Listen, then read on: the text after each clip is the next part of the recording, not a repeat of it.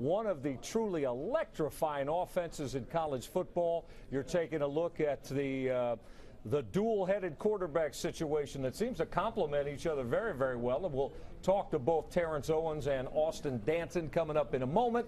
But right now we want to welcome in the youngest head football coach in all of college football, not just the Mid-American Conference, but he has tremendous, tremendous roots around the Midwest state of Ohio, and of course now the head coach of the Toledo Rockets, as we say hi to Matt Campbell. How are you, Matt? I'm doing great. Welcome. Good to see you. 32 years old, huh? 32 years old. 32 years old. You and I have got suits older than that, don't we? You know what? But I'll tell you what, in my opinion, Matt, it's a tough situation that he took over last year, but you won a bowl game. Pretty good. You were able to retain 4 of your staff at Toledo, which was huge in my opinion. I thought you made a great hire in your defensive coordinator, Tom Matukowicz, who is a veteran MAC defensive coordinator and, in my opinion, a very, very good one. So, you're off to a great start. What comes next? Well, no, that's funny. You know, it's been a great experience, and I think you know, I'm really fortunate that we've been able to keep some continuity in the staff, and that was really important for me, especially on offense. We were able to keep the majority of our assistants on offense at running back, at quarterback, and at a wide receiver.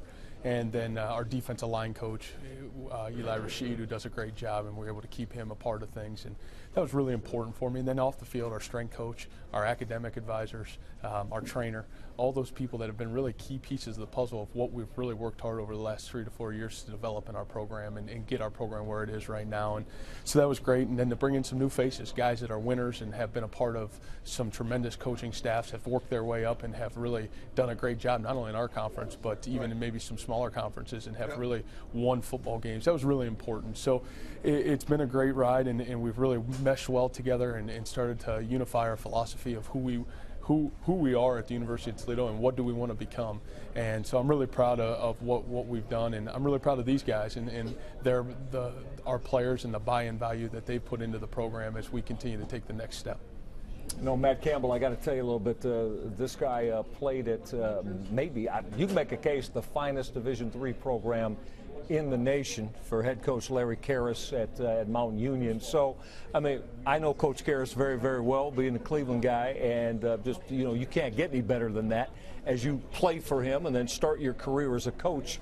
But are you a little bit of, you know, you're Matt Campbell, but is it a lot of Coach Karras, Coach Beckman, and all that have been such an influence on you to be able to, at this age, to become a head coach of an outstanding FBS program? Yeah, well, I think everybody talks about the age, and one of the things that I'm so grateful to have is my father was a head high school football coach for a long time in the Massillon-Canton area, and I played at a great high school football program for a gentleman named Keith Wakefield, who ran a great program there and had tremendous success.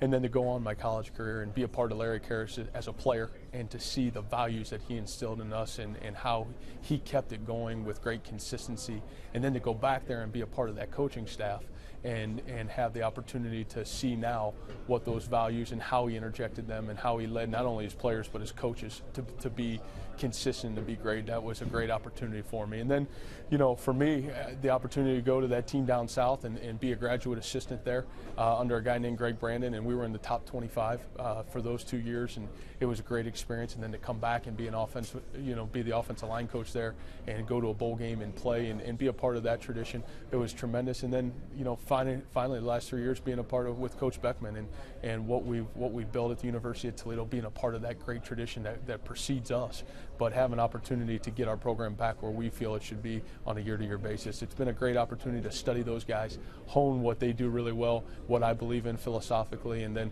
kind of mesh it into my own. So it's been a great opportunity to be around those people. Matt, looking at your football team, offensively, 5 starters back, 14 back total. Your quarterbacks, obviously, we're going to talk about them here in a little bit. I mean, that's amazing what these 2 young men and you have accomplished offensively last year. Eric Page was 2,600 yards total offense going bye-bye. Big shoes to fill. How are we doing? I know you got Reedy back and some running backs back, but how are we doing there with your skilled guys? Well, I think first thing I'll say about Eric Page is it's hard to replace just that guy. He's a great player. He did so many great things for us in our program, from a production standpoint to how he worked on a day-to-day basis standpoint. We're really proud of what he's done, what he accomplished at the University of Toledo, and as he proceeds now in the National Football League, we'll wish him the best of luck.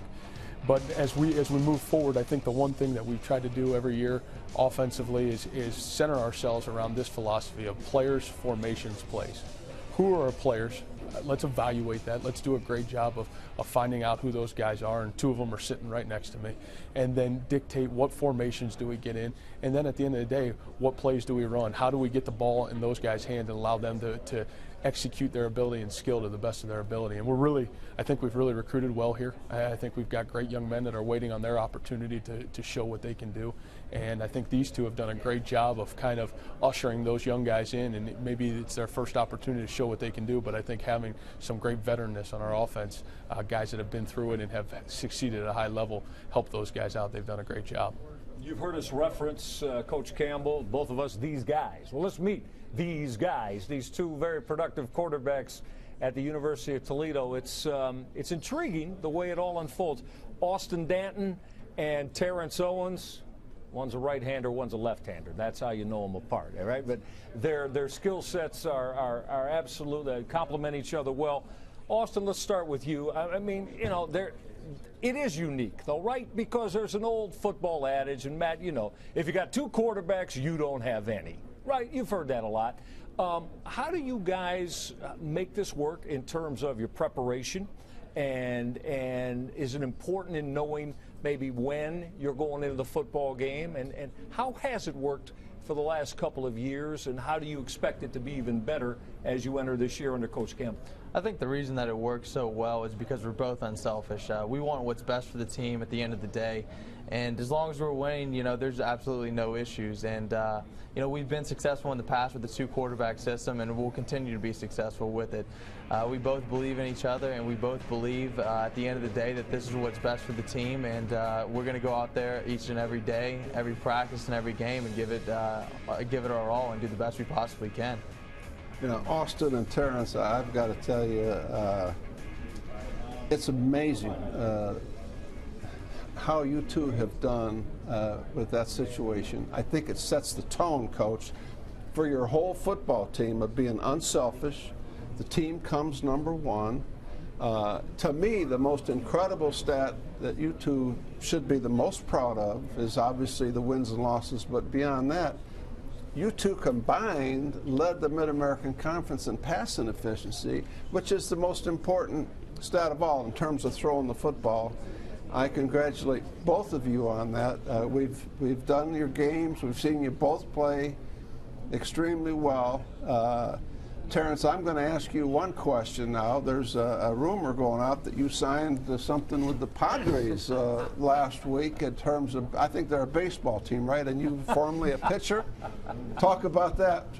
Well, I mean, I got a random call from the Padres, like a little bit, like a week before the MLB draft, and they were interested in me coming down to pitch for them. And talked it over with my family, my high school coach, and just made the deal from there.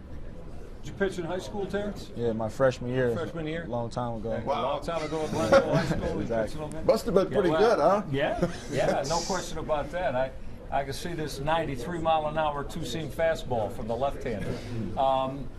The offense, though, and the way it's structured. We mentioned Eric Page, but you know, I've always been very, very impressed with the way that you run the football and knock people off the ball.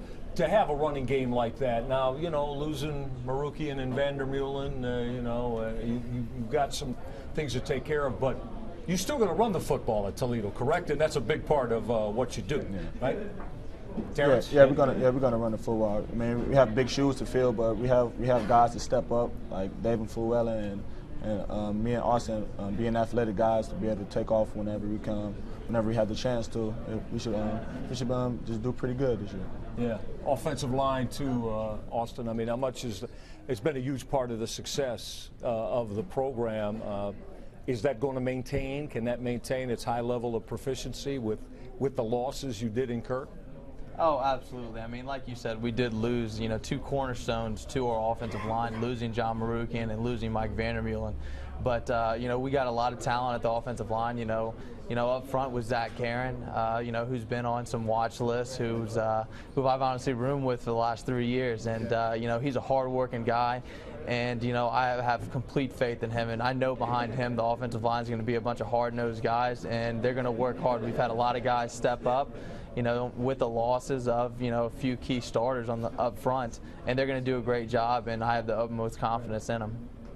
Spread offense wide open, and 42 points a game last year. 42 points a football game, and Matt, I mean, something you were involved in that, but I can't imagine anything's going to change with the way you approach that offensively from what you want to accomplish. No, I think you hit the nail on the head. I think we want to do what we possibly have to do from an offensive standpoint to win the football game. And last year at times we knew we had to score a lot of points to win the game, but at the end of the day, the most important statistic is winning the football game. And that's, you said about the unselfishness in our program, and I think we've gotten to that point. It's not about scoring as many points as you can score or rushing or those things. It's about winning the game, and I think we're at that point right now where our kids have unified together as one and understand that principle. So we really look forward to that challenge. We have some holes to fill offensively, but we've recruited really well, and I think we're excited to do so. And having these Austin and Terrance here to kind of lead the way, I'm really excited about those opportunities. We're excited to have you in the Mid-American Conference. Absolutely. Outstanding. Starts out west in Tucson against the Arizona Wildcats, Rich Rodriguez, and then they go right back to Wyoming. So best of luck, guys. We'll see you week 3 against Bowling Green and School Down South. How about Matt Campbell calling it the School Down South? Like that.